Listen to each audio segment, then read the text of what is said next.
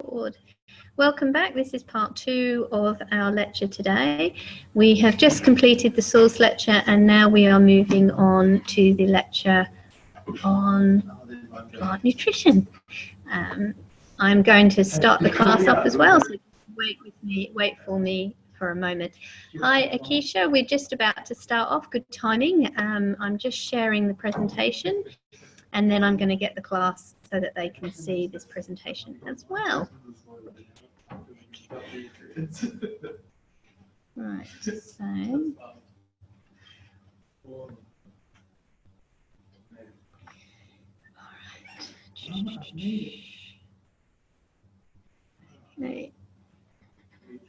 Oh, it works when you least expect it. All right, now we're going on to nutrients. So what you're going to do, guys, is over this week, next week, and the following week, we're going to really concentrate on the topic of nutrients. So in this lecture today, I am going to run through very quickly nitrogen, phosphorus, and potassium.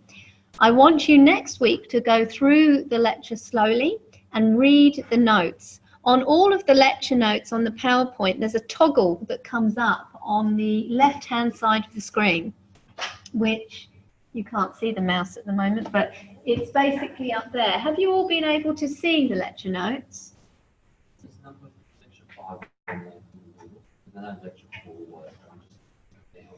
I did load it last night. It was about 11:30. I was quite tired, so I'll go back and check I viewed it, because I have to do two things. This is boring technical Moodle stuff, but I load things up and then I have to manually open everything when it's ready to open. And I deliberately don't open everything at once, because when I've done that in the past, students take one look at Moodle and they sit there petrified because of all the work for the whole semester, and then they run away and I don't see them again. So I deliberately open it up week by week, not to freak you out. But yes, sometimes I miss, and I think I've opened it and it maybe doesn't click through, but please notify me. I also got notification that one of the recordings that I thought had uploaded hasn't uploaded correctly. So everything, all of these lectures should be available for you to re-listen to for anything you've missed.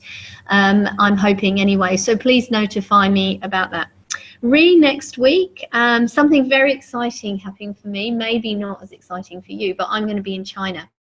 So you'll see on the timetable I said unscheduled delivery, which basically means everything will be there, but you do it in your own time. So there'll be no class at Epping next week. There's not no class, there's just no physical class with me in it. So I've been recording the class, so I will put a link onto YouTube, or I'll load it up directly if Moodle allow me. I put things on YouTube when they're too big for Moodle to handle, and I tend to do a lot of content, so my files are big, and as you know, you can listen to them for an hour or so sometimes. So hopefully that will all work.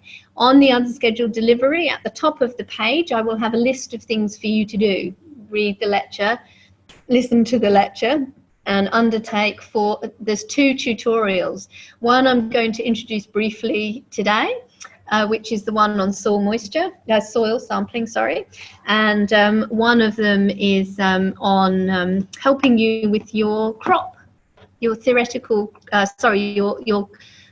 crop management plan assessment. So I'm going to get you to do some homework, and then both of those tutorials you'll bring to me the following week when I return from China. So I do apologize for being away, but hopefully everything will be good.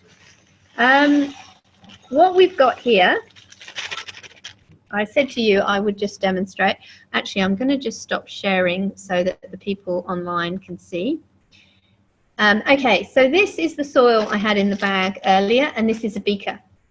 And what I'd like for you to do is I'd like you to grab either a bit of soil from a plant, a potting, or your garden, or if you're on a property, grab some from your property. That would be even better. And if you can, and you're on a property and you can put a spade in, you can perhaps take a little bit of soil from 20 centimeters and maybe some from 40 centimeters and see if there's any difference. Hopefully you all have a jam jar at home. A jam jar or a jar. You know, usually most people have jars for cooking. Give it a quick clean. make sure it's clean, and then add some tap water. This is not very scientific, but it does show quite well. And what you do is you add enough water so that you've got, you know, a centimetre or so above the soil line. And then what you'll do is you'll put your lid on your jam jar and you'll shake. And you can either shake it like this, or you can put it on its side and then you'll shake and shake and shake. And you want to go for at least 5 minutes. If you can, 20 minutes, but that's probably a bit excessive. And you shake and shake and shake. And then, for those at home, the very exciting thing is, this is a bit like watching paint dry, you leave it alone. And you leave it for 24 hours, take a photo. Leave it for 48 hours and take a photo. And what will happen is the magic. The soil, using gravity, will separate. And you'll have liquid at the top, and then you'll have a silt layer, then a clay and a sandy layer. And you should see 3 separate layers. Depending on how thick those layers are will depend on your soil type. So if you've got lots of sand in your soil type, your sand layer will be really thick relative to your clay or your silt. You can take the pH of the water, and that will give you the pH of the soil because you've mixed it and you've allowed it to sit. There is a tutorial called Soil Tutorial, which you'll be able to download off YouTube after today, and that gives you a set of links that you'll go through, and they're YouTube videos, and each of those videos tells you how to analyze a different component of the soil. So there's one on pH, there's one on texture, there's one on structure, etc., etc. There's one called ribboning. So if any of you want to have a go at that, that would be great. Other than that, bring your jam jar with your soil to next week's class. And what we'll do is we'll have a look at them as a class, and we'll just compare everybody. So I'll bring some as well, hopefully, if I remember. And we can have a discussion. And that is such a simple thing. Anybody can do it. And you can find out, are you going to go back to your property in the next 2 weeks? Excellent. I'd like to see a couple of soils off your property with some jam jars and we'll compare what everybody's doing. So if you can do that, great. So it's not next week you bring that, it's the week after. All right. So we're not here next week. So any questions about that? Acacia, you're online. Do you have any questions about that? Did you want us to do that tonight, so have it for the next 2 weeks, or did you want us to start next week? You can start anytime. You need 2 days before you bring it in or before you show it to me online. You don't actually have to bring it in if you're online. You can show it to me online, or if you're unscheduled and online, then just send some photographs in. And if you could put a ruler by your photograph, then we can see how much silt, clay and sand is in your sample. And if you also include the details like where you got the soil from, you know, what property it came off, or was it from a garden. I'm really hoping we get some farm soil and we compare it with some potting mix, because it's hugely different.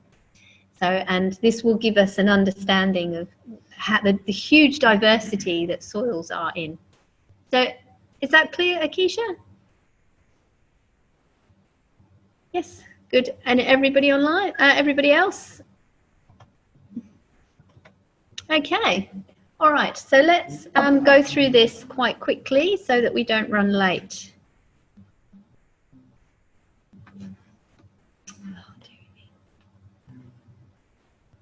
Okay. I just have to make sure. Screen.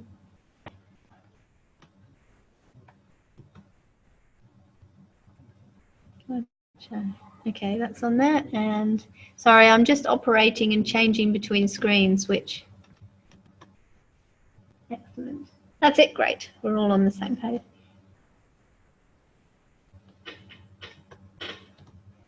All right, so what we're going to do in this lecture today is we're going to learn a little bit about fertility, and then we're going to look at what fertility means for agronomists, for plants. What do we mean by fertility? Some of these concepts will be really basic and quite obvious, but you will see slowly we'll add on complexity and more complexity to hopefully round off with some really in-depth knowledge about your main nutrients. So here's some graphs and illustrations. They're all a little bit different, but they all show one thing conclusively, that the more nutrients you have or a plant has and can uptake, usually the better the growth. It's a very simple relationship, and I just picked 3 randomly, but there are thousands and thousands and thousands of such data in the literature.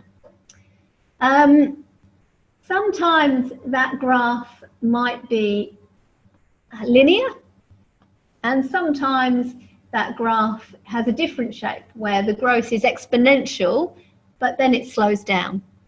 But most relationships have some commonality. One is that if you have no nutrients, there'll be no plant growth. If you increase the concentration of the nutrients, you'll get plant growth, and at some point, nutrients will no longer become what we call limiting, and the plant growth will plateau off, and then you get no more productivity, and slowly, eventually, you get death. Happens to us all. So, what do we mean by nutrients? What do we mean about essential elements? Well, these are the elements that are required for a plant to grow and develop. We define these as essential. So if the plant doesn't have them at all, the plant will not grow and develop. And a nutrient that is required needs to be required to get you all the way through to flowering. And that's what we mean by a nutrient. It is a compound that gets the plant through to flowering, enables it to grow, and without it, the plant will not be able to grow. All right? So we can separate the compounds into essential and non-essential elements. The essential elements are required for the plant growth and the completion of the life cycle. And then there are non-essential elements, which are hydrogen, oxygen, and carbon. We tend to think of our essential elements as compounds like nitrogen, phosphorus, potassium, calcium, etc., all of which you've heard named.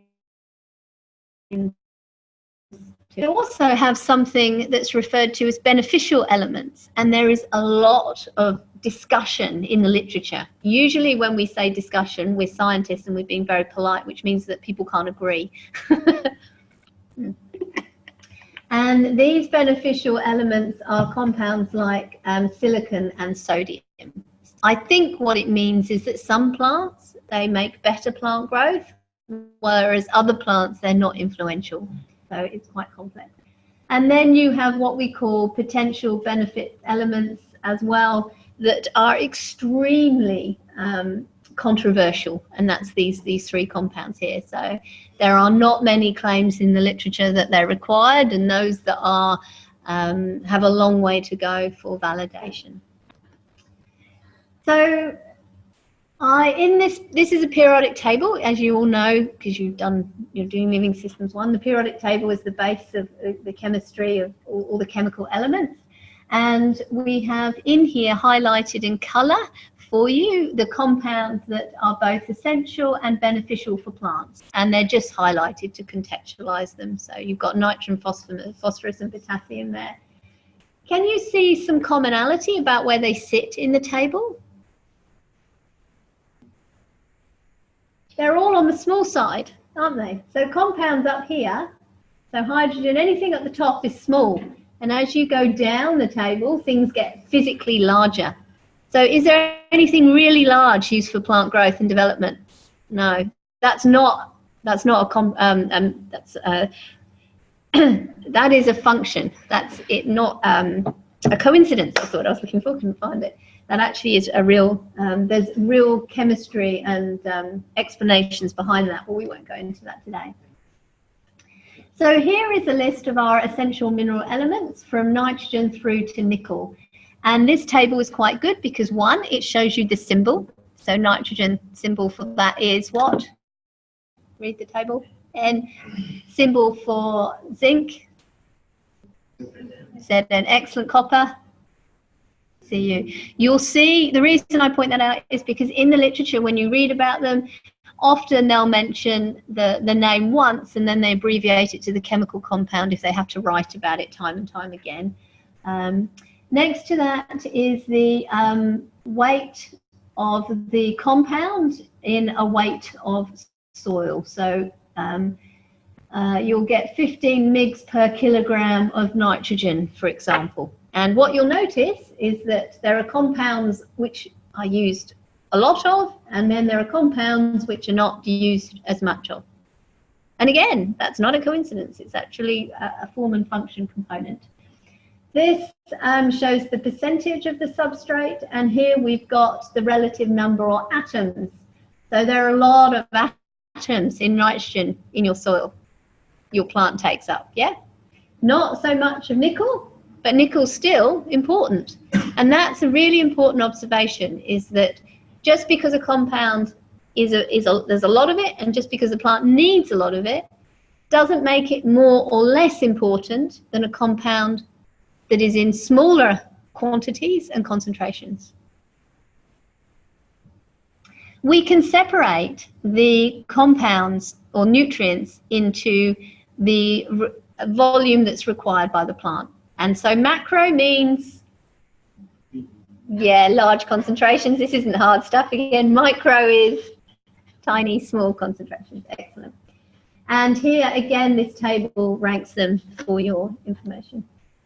So the macronutrients are NK, calcium, magnesium, phosphorus, and sulfur, of which NPK, nitrogen, potassium, and phosphate are the ones we're going to talk about today in depth. The others we're going to leave till the next lecture. And same with the micronutrients. We'll talk about them in lecture 5. We also have nutrients defined as either primary or secondary. So primary elements are required in large quantities, while others in smaller amounts. And if it's a primary nutrient, it's essential in sufficient concentrations in the soil. And if it isn't, you need to add it. That's what amendments need. You need to put that in. Otherwise, you're not going to get good growth. I mean, this all is pretty obvious, isn't it, really? But it's all good to cover the basics. So we have something called the law of conservation of matter, which means that, you know, nothing's lost. Things always recycle or cycle, and that is very true with nitrogen as it is with energy. So we have something called nitrogen cycling. So if you take nitrogen, that compound N can be on your soil particle like we saw in the diagram in the other lecture, or it can be part of your nutrient granule, or it can be in a nodule that's on a root.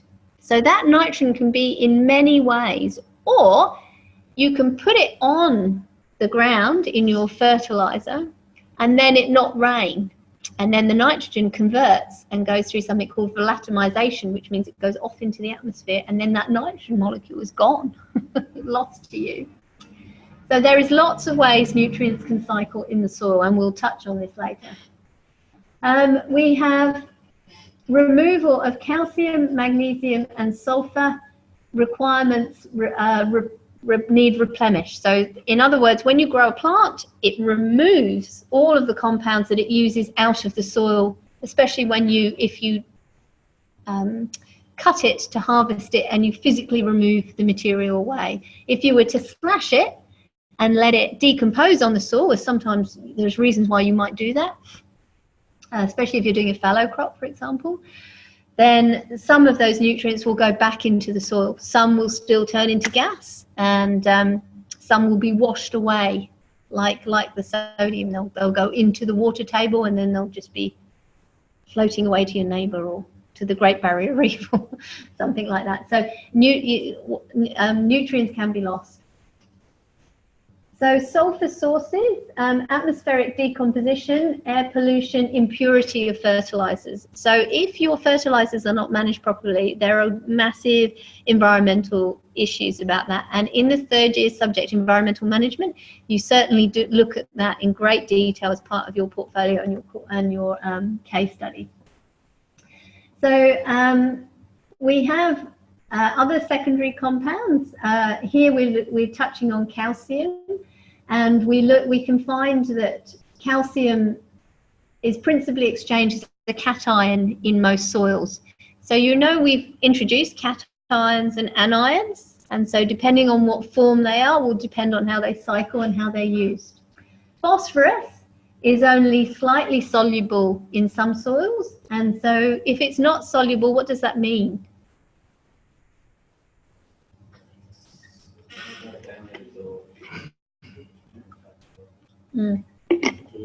How available to the plant it may be will vary, and how it will physically move through the profile will depend on the structure of the soil size particles. You know how we talked, if they were big particles versus small particles, but also the rain will wash out soluble nutrients, but it won't move insoluble or less soluble nutrients around. Acidic and alkaline soils have the potential for causing phosphorus deficiencies. So here we've got a diagram showing ionic charge, and in order to understand nutrients, if you understand that some nutrients are positive and they are called cations, and if you understand that other nutrients are anion and negatively charged, you are 50% through the chemistry of nutrients. The other 50% is understanding how they interact when they enter or move in the profile. So it may seem complicated, but it really isn't that complicated. You have levels of magnitude of the charge, and that's 1, 2, or 3. So we have 1+ in some cases, or 2+ in other cases. Everything all right? And you keeping up with me so far? Yeah, it's very simple chemistry we've got here.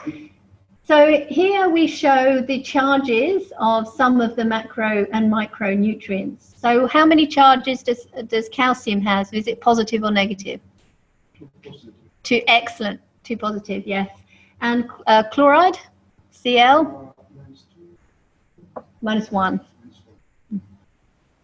So is chloride an anion or a cation? Anion, great. Oh, you're storming. Okay. Oxyions, these are ions composed of the elements surrounded by 3 or 4 oxygen atoms, giving a net negative charge. They're not that common, but they do exist. Now I'm going to introduce to you something called the law of minimum. And this was a theory put together quite some time ago, and it really has. It was excellent science, and it really has held up and helped it. And really stood the test of time.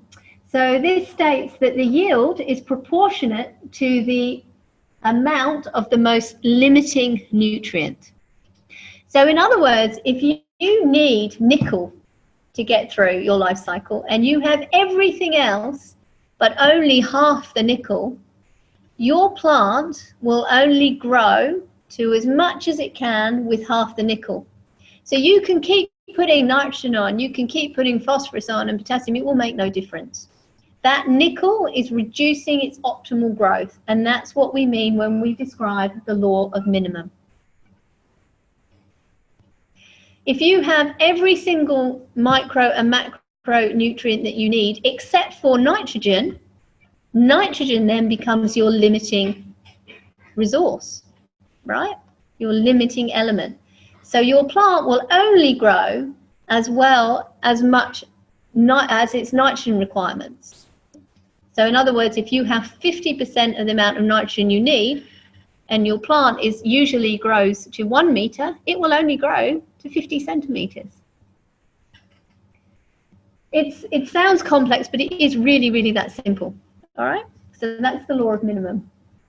They have a lovely barrel scenario. If you type the law of minimum into Google, you'll see like 10,000 different barrel diagrams.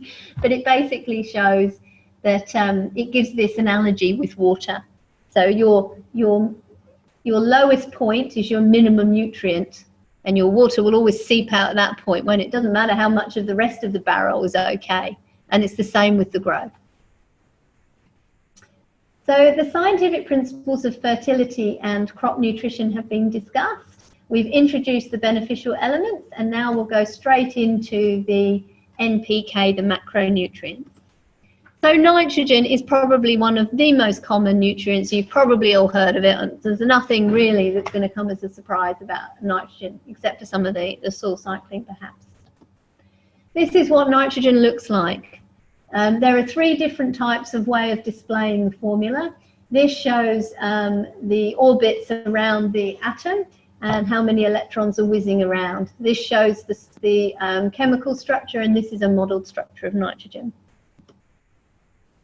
It's a primary macronutrient. It is essential to all proteins, particularly chlorophyll. What's chlorophyll? Do we remember from our plant physiology lectures? Yes, the light reaction in photosynthesis. So without nitrogen, you don't get photosynthesis. Are you going to get growth if you don't have photosynthesis? No, this is not hard. Nucleic acids, backbone, nitrogen. Sugars, lots of nitrogen in sugars. And of course, it's a real determinant for yield, which is why we add so much. There's quite a bit of nitrogen in the soil, but we often, our crop, from a commercial perspective, needs far more than we normally find in the soil, so we have to add more. Here is some data which you can look at in your own time, but it shows you that different crops need different amounts of nitrogen, right? That's pretty simple. So when we are looking at the amount of nitrogen in our agronomical system, we have to consider what's in the soil, but we also have to consider what the plant needs and then what the plant takes. And they're the 3 bits of information that we need to do. So we tend to do soil sampling. Let's find out how much nitrogen is in the soil before we grow the crop. We know that the crop will use X kilograms per ton, and then we add that. And then at the end of the season, we could do tissue analysis and find out just how much nitrogen had been taken out of the soil by the plant.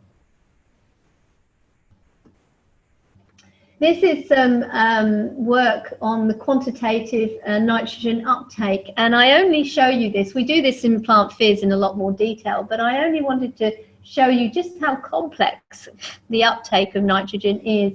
And this plant, does anybody know what this plant is? It's Arabidopsis thaliani, and it's a weed thing. Most agriculturists hate it, but it is the most experimented plant in the world, and there's been hundreds and hundreds of thousands of experiments done on it because it has only 6 chromosomes and it's small and you can grow lots of them, so it's statistically robust. So a lot of our models in cropping started from theories put on Arabidopsis. Some of them stand up, I won't go into that now, some of them don't. So this is nitrogen partitioning. So not all of the plant utilizes nitrogen in all of the same concentrations. Some parts of the plant will utilize it more than others. And what you've got here is a diagram showing the different structures and how the concentration varies as you go up and down the plant. Sorry, this one's nitrogen and this one's carbon. So, how do plants take up nitrogen? Well, they can do it not as one compound, but they can actually take it up in several forms. Ammonium, NH4+, or nitrate, Na3-. That's interesting, isn't it? That you have an anion and a cation form that a plant can take up nitrogen, which means if your soil is slightly acidic or slightly alkaline, it's still going to take up nitrogen, yeah? Win-win, which is good for commercial cropping. Very good. So here are the molecular forms that nitrogen can exist in. So we have lots of them. There's nitrogen gas, ammonium gas, nitrate, organic nitrate, for example. What we have here is called a nitrogen cycle. And this kind of pictorializes just all the different forms that nitrogen can take in our soil plant equilibrium. So I want you to first of all take away the concept that nitrogen can be many different things. Some of those things are really useful to a plant, and some of them are just not useful. So what do you think is not useful? What form of nitrogen have we just talked about that isn't useful? It's also on that chart, I think. The gas, when it's a gas. That's not useful to us because plants can't take it up. Excellent. So here we have the different stages or changes of form. So nitrogen can be what's called mineralized, and it can be mineralized to an organic nitrogen form. Sorry, it can be changed from an organic nitrogen form via mineralization to an element here. We have plant uptake. Nitrogen can be taken up by the plant, right? That's what we want as agronomists. We want most of the nitrogen to be taken up as plant. It can go through volatilization, changes into a gas, is lost to the environment. It can be exchanged onto a clay particle. That's not so good for us if the attachment to the clay particle is so strong that the plant can't attract it. It can be leached. What does leaching mean?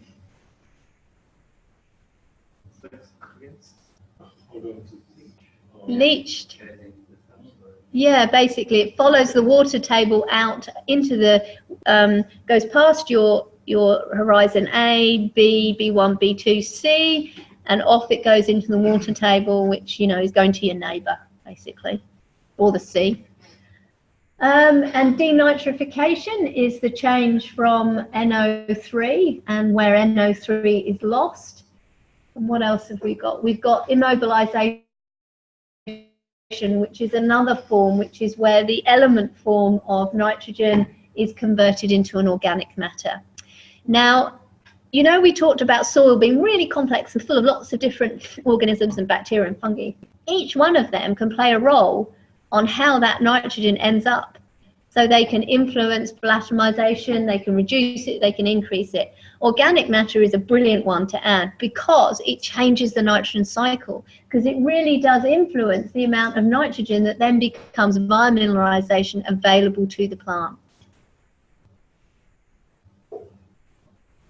All right, I'm just going to give you a moment to think about all of that, because that's the backbone. This figure is the simple backbone of nitrogen cycling, and if you get nitrogen cycling, you'll get every other form of compound of nutrient cycling there is. The most complex cycling is nitrogen. Why is it the most complex? Do you know?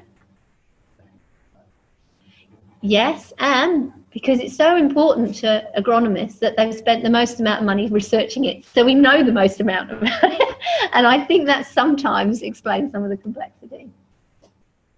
All right, and there's just an example of a nitrogen-containing compounds, and that's what the molecule might look like. So I'm not going to talk much about this, but in plant physiology in your second year, we really do get into some detail about how nitrogen is actually taken on board. The several pathways nitrogen can be taken on board in the roots. This is a picture of nodules. If we remember, we said that nitrogen is found in nodulation in bacteria. Well, that's physically what it looks like.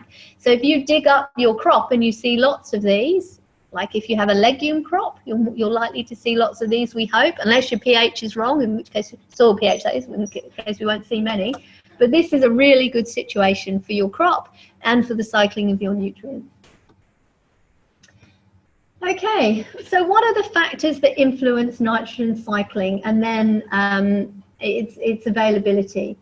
Well, in the symbiotic relationships, i.e. with some bacteria in the nodulation, you need to have the inoculation occur. You need the right soil pH. Too acidic and too alkaline are not optimal.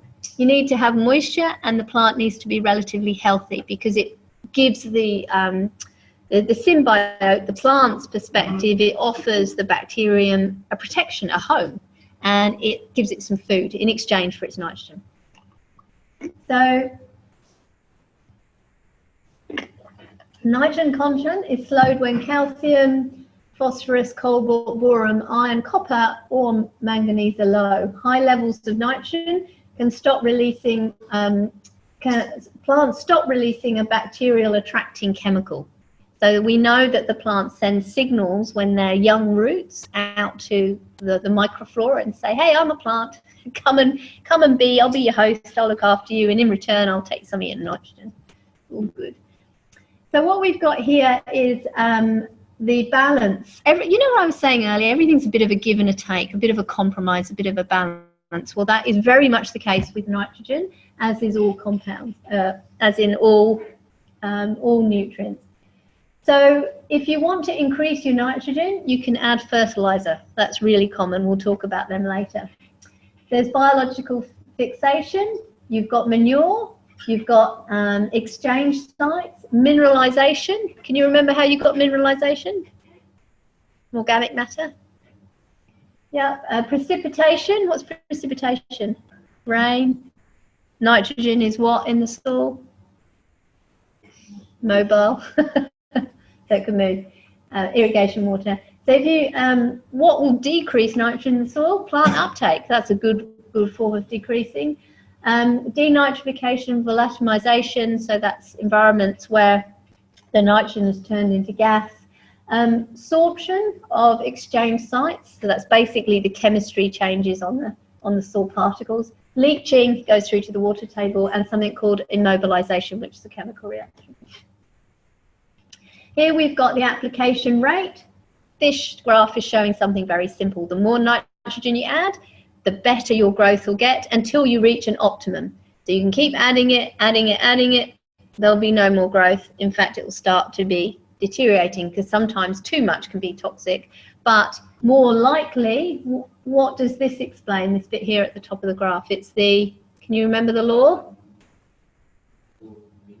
Brilliant. The law of the minimum is kicked in. Something else is limiting. Could be light, could be water, could be something else.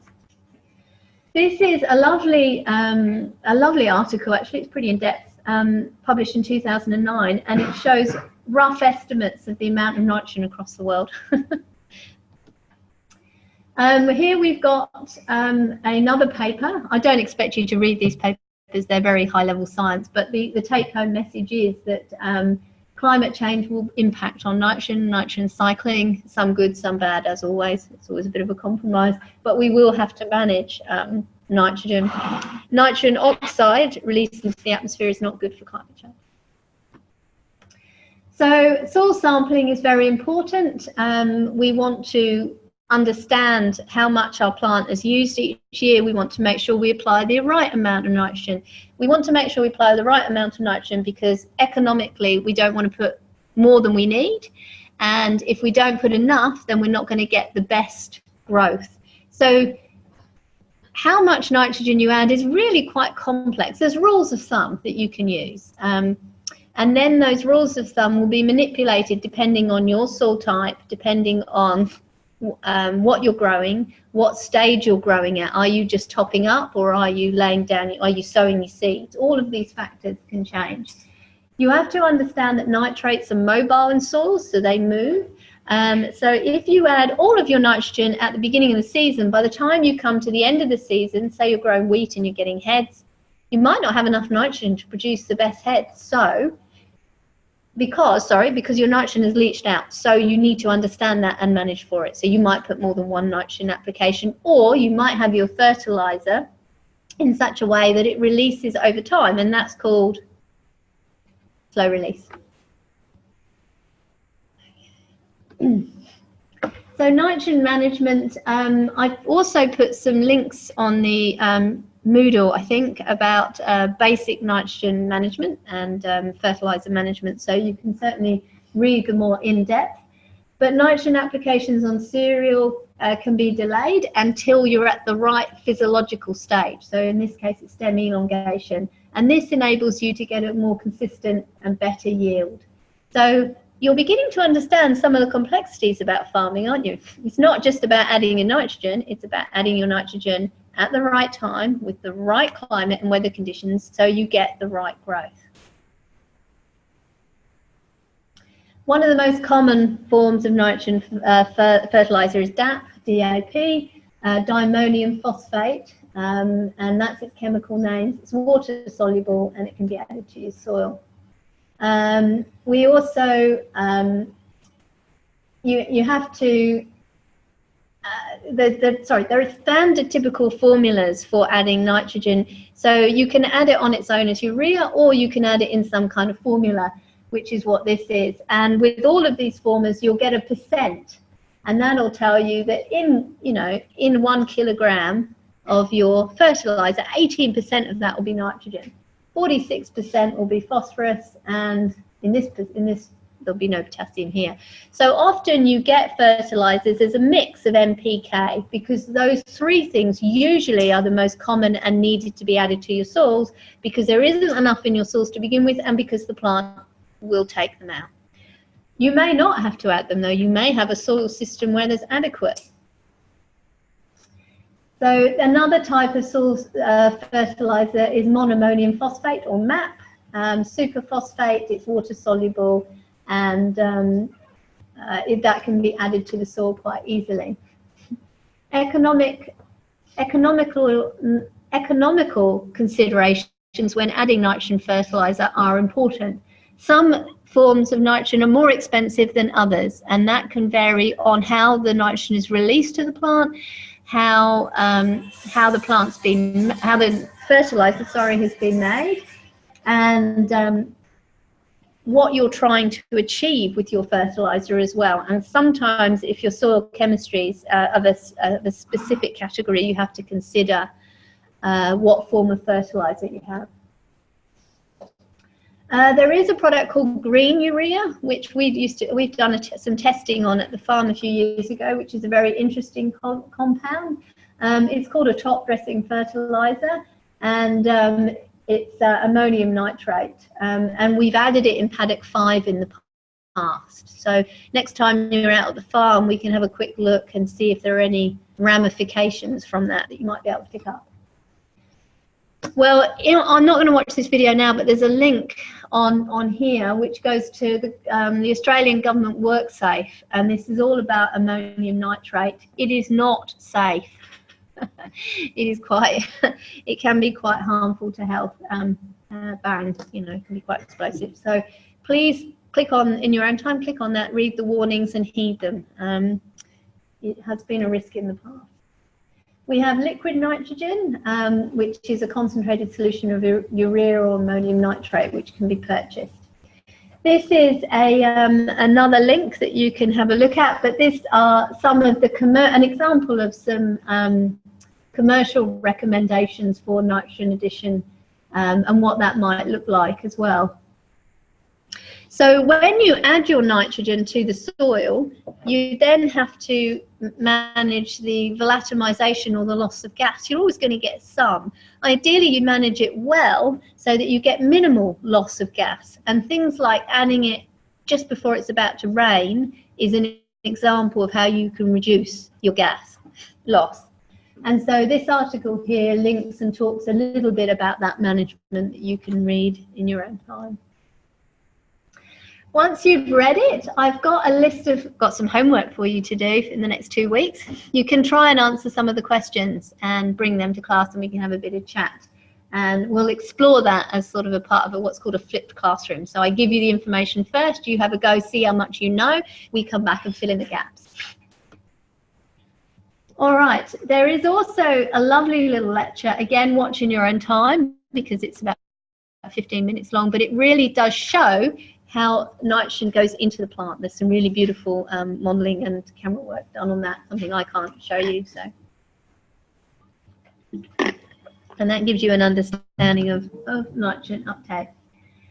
So we've understood the basics chemistry of nitrogen. We've understood the cycling, of which you're going to go away and have a long, hard think about all of those different processes. On the handout, there's quite a detailed explanation under each one. So what volatilization is, what mineralization is. So you can take your time. What does something sorbed mean versus absorbed mean? That we all cover. That's all covered. Phosphorus, the next second macronutrient.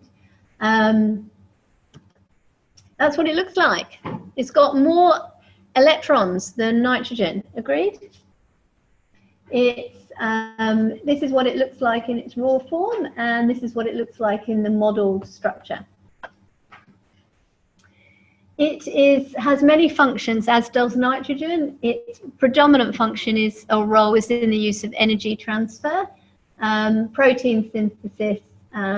You have things like adenosine triphosphate, for example, ATP, adenosine diphosphate, ADP. The phosphate is very important in that. Crop maturity and root growth its predominance. I mean, there's a lot more forms. They're just the summarized basic ones. I'd expect you to all know and learn them though. There's a link here on phosphorus and potassium for yield, and this video just shows you why these two are important and is a nice introduction to showing you some experiments. Here we've got that genotypes can influence the amount of phosphate uptake. So in other words, not all plants take up this compound equally. This is, there's been some great work done on phosphorus in rice. Phosphorus deficiency can be quite a problem in rice crops, and you can watch a little bit of a video about quite a significant discovery that happened around the signaling and understanding about phosphate uptake. We know so much about nitrogen.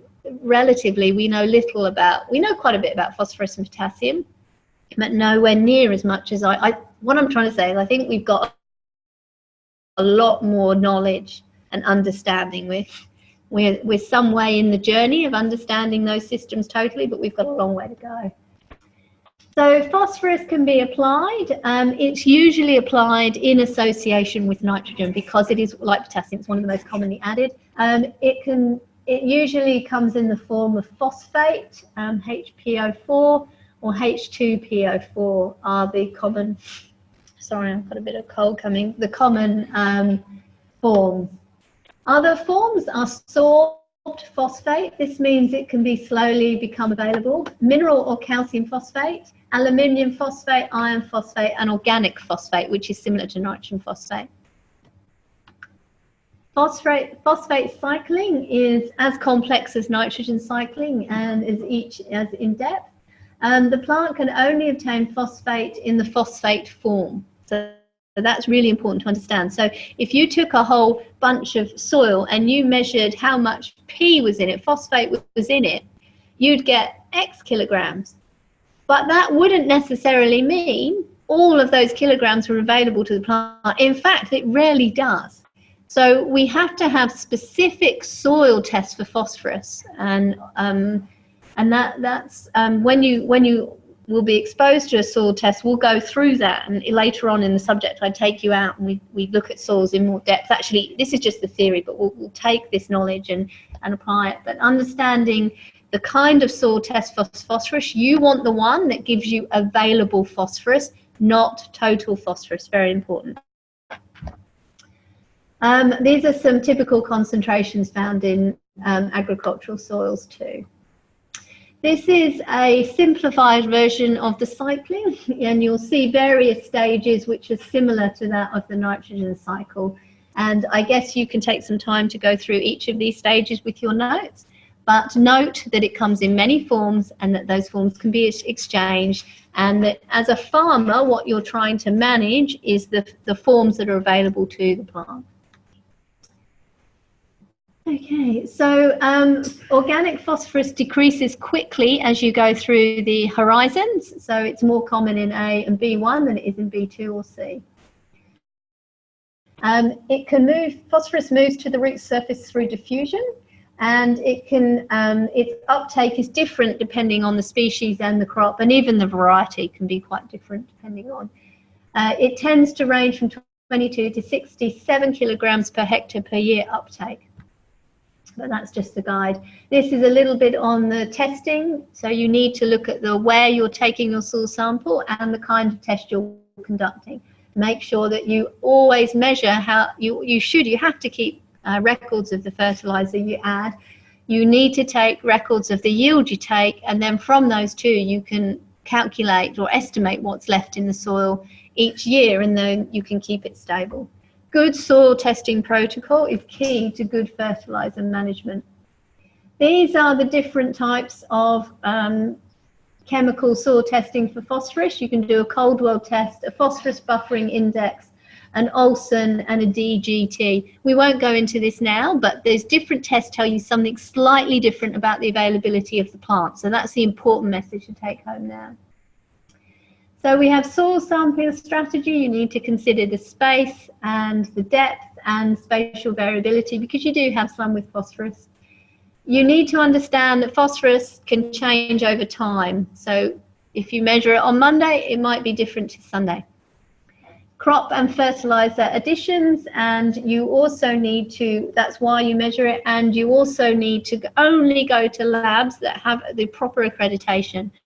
All right, that's very important, because there are some companies out there in Australia that don't have the proper accreditation, and therefore they don't work to the right.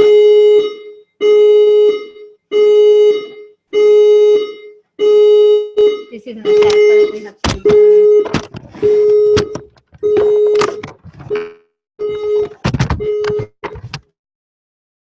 all right.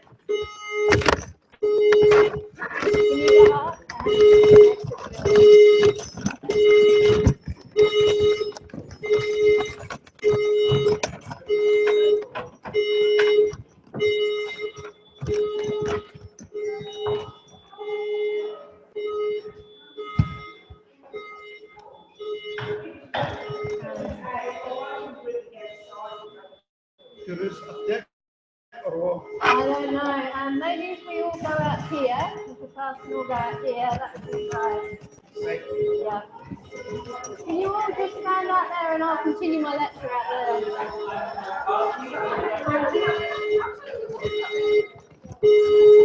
We'll take this outside if there is a serious incident.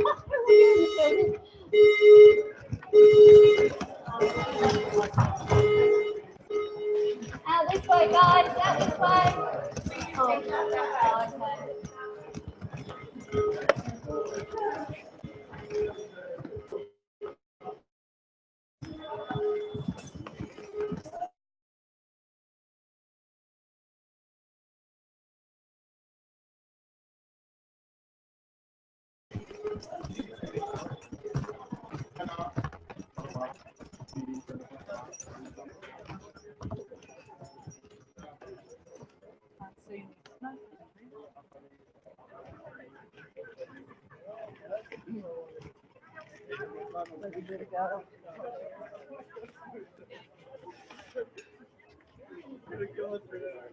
Yeah, go. So we need to wait here until the fire warden tells us it's okay to return into the building. I do not know. Normally scheduled fire alarms say a warning. This is the, this fire alarm's about to be tested, and clearly that didn't happen today. So we'll have to wait. Usually it takes about 30 minutes. It depends on the incident and what happened. Usually it's our winery that sets it off, because usually there can be a CO2 overloading, and that can set all of the alarms off. But we'll know shortly. In essence, we're not going to be able to finish the lecture today. So I think that's fair to say. If that's the case, can I go, because I've got to go to Fairfield? Yeah, sure. So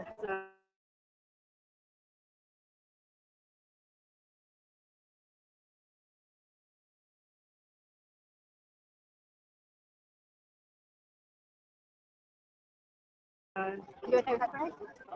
yeah, I'll send the public.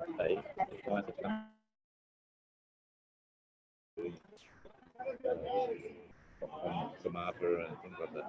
Cool. Yeah. I'll show you in a sec. I'll just put them in. So guys, what I want you to do is, this is somebody's pen.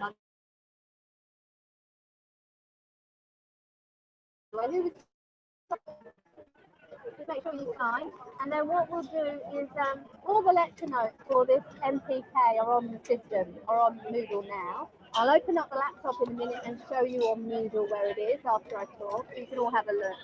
So work your way through the rest of the lecture today. I'm really sorry. We had phosphorus, and then we were going to go on to potassium, and it was just an overview. I've also got you 2 to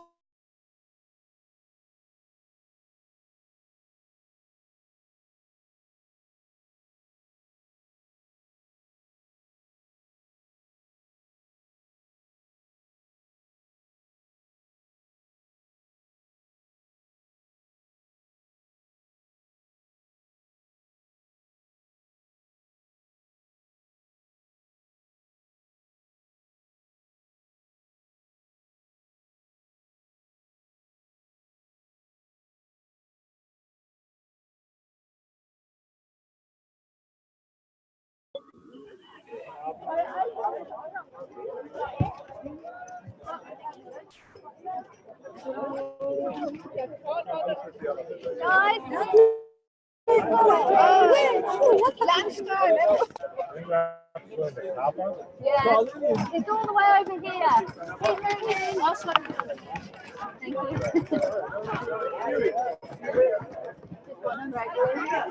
Keep moving. I know when you said you did 2 hours lines, it's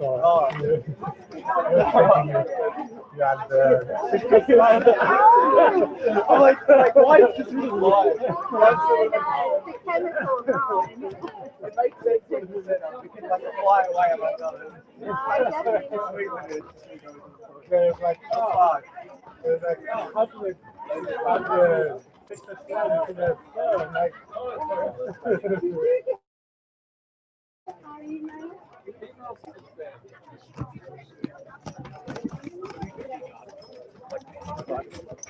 Yeah.